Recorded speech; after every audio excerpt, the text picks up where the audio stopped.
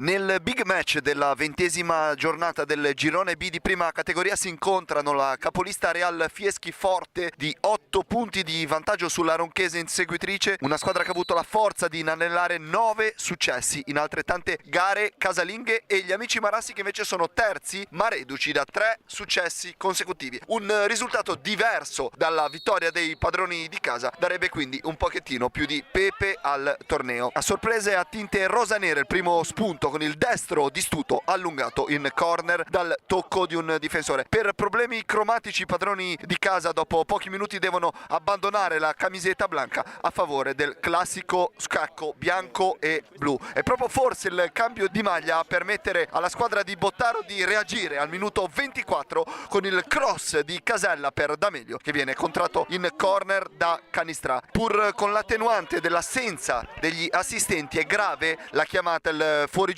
riscontrato dal direttore di gara signor Acili di Novi Ligure sull'imboccata di Casella per D'Amelio. In realtà alle nostre telecamere il numero 9 risulta in posizione regolare di almeno 1 metro, ma è al tramonto di frazione, prima dei 4 minuti di recupero concessi, che gli amici Marassi tremano con il mancino affilatissimo di Perucchio che scivola di un niente alla destra dell'estremo ospite. Le immagini della ripresa di Enrico Figus ci regalano l'immediato vantaggio dei padroni di casa, con Ferron che lancia a lungo per D'Amelio che con lo stop a seguire si ritrova in area di rigore. Troppo soffice la guardia di Cilia, il bomber trova il palo lungo che spezza il risultato, ma all'improvviso alla prima occasione successiva al vantaggio dei padroni di casa da distanza siderale arriva il pareggio degli amici Marassi con la conclusione di Olivieri, su cui sicuramente Buongiorno non appare propriamente a posto con la propria coscienza. Non accade più nulla sino al minuto 41, quando Stuto viene allontanato per aver invocato con troppa veemenza le divinità, nonostante il diretto interessato abbia più volte smentito categoricamente. Al primo minuto di recupero un'ottima occasione per i padroni di casa con l'assist di Ferron per la testa di Ruffino, che però schiaccia troppo lateralmente. Pochi minuti dopo viene ristabilita la parità numerica per il doppio giallo subito da Casella a seguito dell'intervento ai danni di Gerboni. All'ultimo dei 4 minuti di recupero concessi, il destro della disperazione di Ferron, ben controllato da Campanella, scortato da Cilia che corregge in corner, sancendo l'1-1 finale. Si ferma dopo 9 successi interni consecutivi la striscia positiva casalinga della capolista Real Fieschi contro un ottimo